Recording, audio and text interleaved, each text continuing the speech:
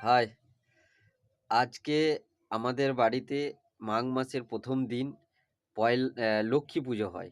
তো এটাকে বলা হয় উঠান লক্ষ্মী পুজো।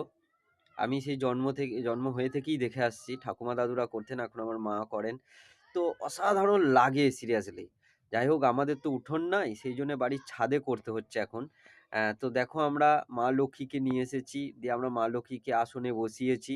পুরোহিত মশাই আসবেন একটু পরে, দিয়ে পূজা হবে।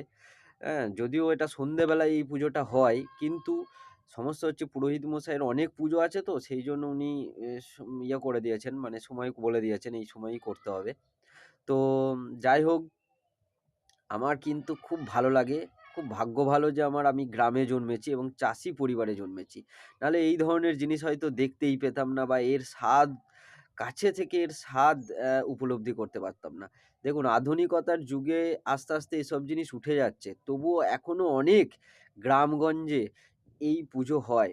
এই যে মা লক্ষ্মীকে আরাধনা করি, এটা একটা বিশাল, কি পাবো, কি পেলাম সেটা বড় কথা নয়। বড় কথা হচ্ছে পুজো করছি মানেই বিশাল বড় আনন্দ। মানে এই যে ভেতরে যে আনন্দ, মানে অন্যান্য দিন তো কাটাই।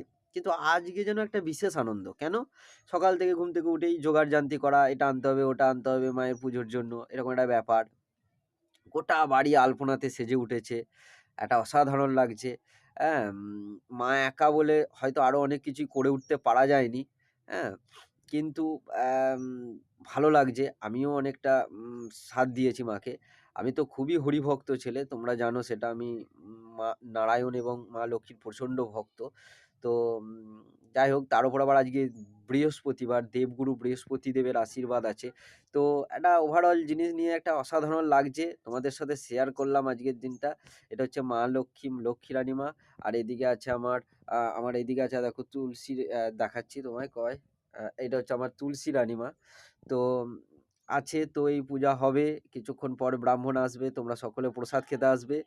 তো কার বাড়িতে এই পুজো হয় কমেন্ট করে জানাবে। হ্যাঁ? আর কার খুব ভালো লাগে এইসব জিনিস কমেন্ট করে জানাবে। কারণ আমার তো খুবই ভালো লাগে মায়ের সাথে থাকতে পেরে। তো অনেক কিছুই সাজিয়েছি। শুনেছি নাকি এখানে যে সমস্ত আলপনা দেওয়া হয়, মানে আলপনাতে তুমি তোমার মানসিক ইচ্ছাগুলো যদি আলপনার মাধ্যমে এঁকে বুঝিয়ে রাখো, তাহলে মা সেটা পূরণ করে।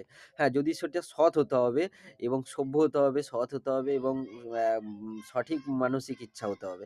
তবে অবশ্যই মা সেটা পূরণ করবে, এটা শোনা কথা। তো আমার মাও আলপনা দিয়েছে। আমি জানি না কি উনি মা এঁকেছে।